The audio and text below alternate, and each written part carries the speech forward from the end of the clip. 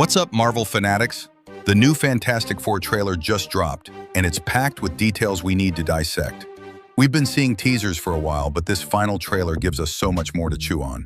Let's dive in. Right off the bat, the Fantastic Four are introduced, and their watches are beeping like crazy. We talked about these wristwatches in our last breakdown. In the comics, Reed Richards does create various devices, though they aren't always super important. But in this trailer, their purpose becomes clear. They're a notification system for threats around the world, giving the Fantastic Four early warnings. I love the aesthetic too. They have that cool retro 1960s, 70s vibe. And based on how they're shown, this probably isn't a Silver Surfer alert yet, because we see the Silver Surfer's arrival later in the trailer, just before their Sunday night dinner. If you notice, their watches actually beep in that shot too, but after the Silver Surfer shows up. So, this initial scene with the beeping watches is most likely setting up an earlier villain, or even establishing the Fantastic Four themselves, likely at the beginning of the movie. Think classic Fantastic Four villains like Red Ghost or Mole Man. This could be their introduction. Next, we see the Fantastic Four using their powers. What's interesting is how little we've seen of Reed and Sue's powers in all the teasers so far. In fact, Sue only has one shot of her using her abilities that they seem to be recycling. This strongly suggests the movie's VFX aren't fully complete yet, and they're holding back on showing certain powers. But then we see Johnny Storm, Human Torch, doing his iconic flame on and flying, even forming the four with his body, a classic comic book pose. Now, according to the comics, Johnny doesn't actually need hand movements or to fly to control fire.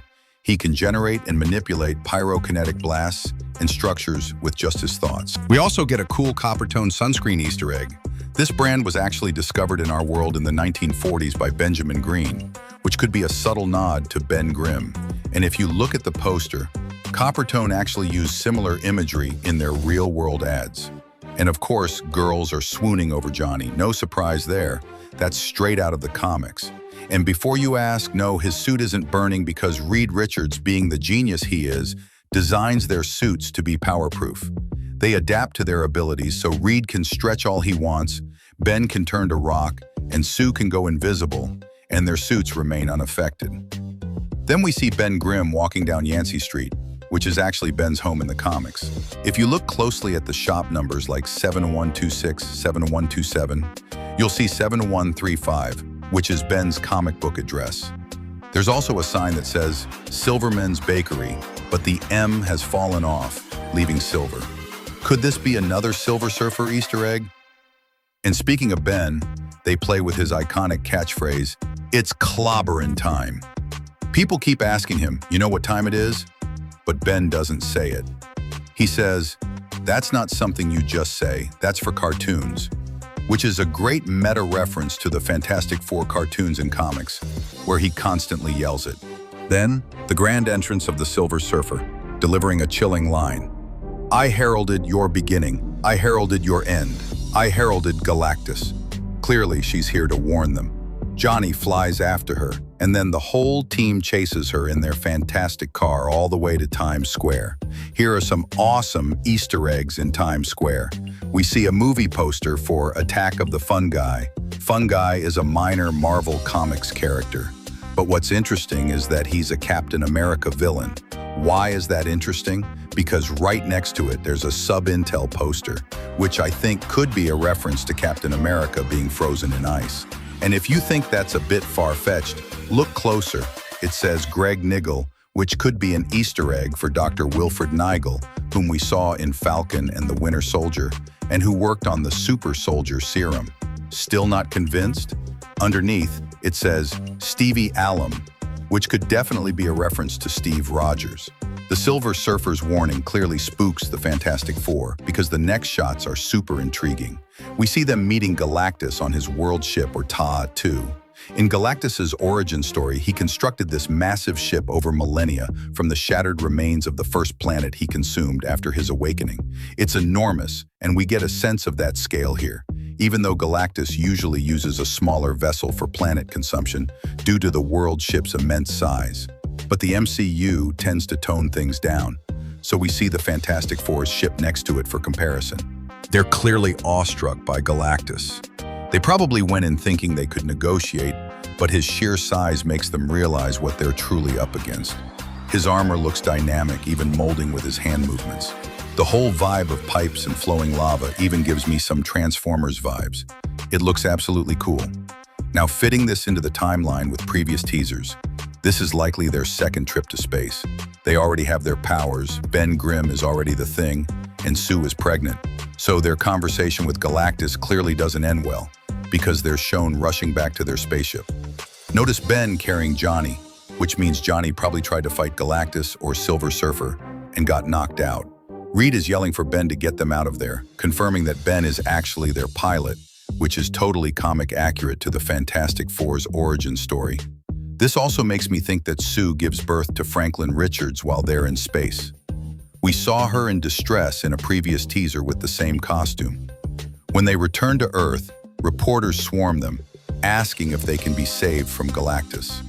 Reed, clearly shaken, says, "I don't know." Their hopes and dreams are shattered after seeing Galactus. Reed is seen making calculations on huge boards. In the comics, he has a special room for this, covering every surface with equations. This is where the world starts to turn on the Fantastic Four, crucifying them for failing to protect them. But Galactus has arrived on Earth. The interesting thing is, he's only shown roaming around New York City. This implies that all the citizens have been evacuated. Where to? This bunker shot suggests they've gone underground. In Marvel Comics, below the surface world, there's a subterranean world called Subterranea, ruled in part by Mole Man. So it's possible they've hidden humanity there. But if they know anything about Galactus, that won't be enough. A bigger question is, if Galactus wants to consume the planet, he can do it from above, and he can change his size at will. So why is he just walking around the streets of New York? I seriously believe Galactus has an agenda. He might want to talk to the Fantastic Four, or maybe he needs their help. Or even more outlandishly, perhaps he wants Franklin Richards. And before you think that's crazy, Franklin and Galactus have a very significant history in Marvel Comics. Something we can discuss another time, but it's a possibility. We then see some structures being built, most likely by the Fantastic Four to stop Galactus. We see them activating around the Eiffel Tower in Paris, suggesting a personalized shield protecting Earth. But even that won't be enough. Then, a fantastic shot of Ben Grimm with a beard, and it's made of stone too. How did this happen? In the comics, Ben ages very slowly, capable of living for thousands of years. There's only one instance in the comics where he's shown with a beard, suggesting he's aged considerably. This shot could signify a time jump in the movie. After they meet Galactus and Sue delivers Franklin, there might be a year or so time jump where they prepare to fight Galactus and Ben's beard grows during that time. And finally, that clobbering time moment. Ben doesn't say it, but he's clearly about to charge into battle, turning himself into a cannonball. Everyone's fighting Galactus in their own way. Reed even shoves a rod into one of Galactus's finger joints, which gives you an incredible sense of Galactus's immense size. Even his finger is bigger than Reed.